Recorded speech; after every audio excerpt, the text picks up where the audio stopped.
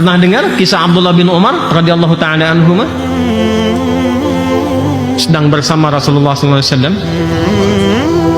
datang seseorang tampilannya sederhana luar biasa, jinjing sendal jepit lah kalau kita sekarang gitu, bawa sendal jepit begini, datang. Ya.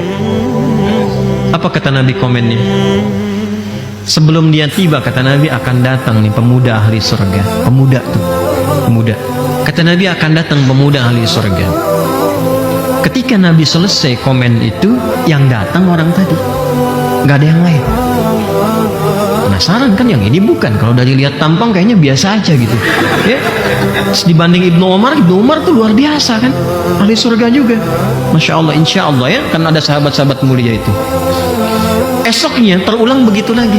Begitu Nabi sampaikan akan datang pemuda ahli surga, yang datang itu lagi.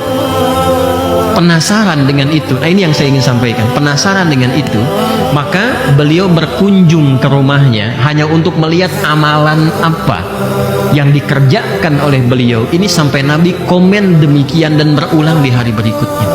Sahabat tuh begitu. Ya. Terus nginap di situ, begitu melihat, lah, malamnya penasaran ingin lihat, nggak bangun tanya. Saat itu nggak tahajud gitu kan. Terus masuk hari-hari sunnah, Senin, Kamis, yang dimaksudkan untuk puasa, nggak puasa. Sehari, 2 hari, 3 hari, hari terakhir. Kalau dilanjutkan kan jadi tuan rumah kan. Ya kan? Ini status hari ketiga nih. Begitu mau pamitan, penasaran, nanya, saya ini ingin tanya, bahasa simpelnya lah ya, Anda itu dikomen oleh Nabi 2 kali akan datang pemuda begini-begini. Saya penasaran ke sini, lihat amalan Anda, sebetulnya apa amalan istimewa Anda itu? Kata beliau, ya seperti yang Anda lihat ketika Anda menginap di sini.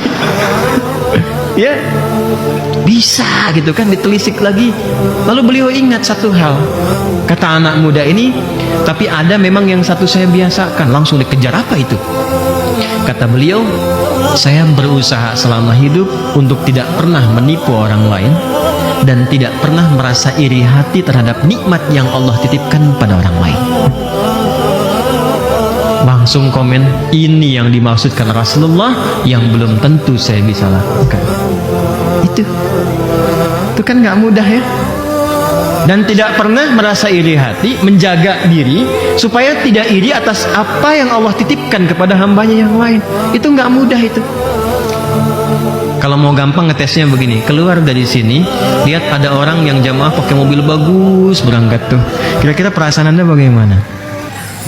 Alhamdulillah ya Allah yang telah menitipkan itu kepada saudaraku. Semoga dia bisa menjaganya. Hati-hati tuh, hisabnya tinggi tuh di akhirat tuh. Itu kan modus karena dia nggak punya aja ya? Paham ya? Itu nggak mudah, itu tinggi. Tapi yang mau saya katakan begini, sahabat tuh begitu. Jadi begitu ada satu yang diangkat secara positif, dia kejar. Nah itu yang hilang sekarang di kita.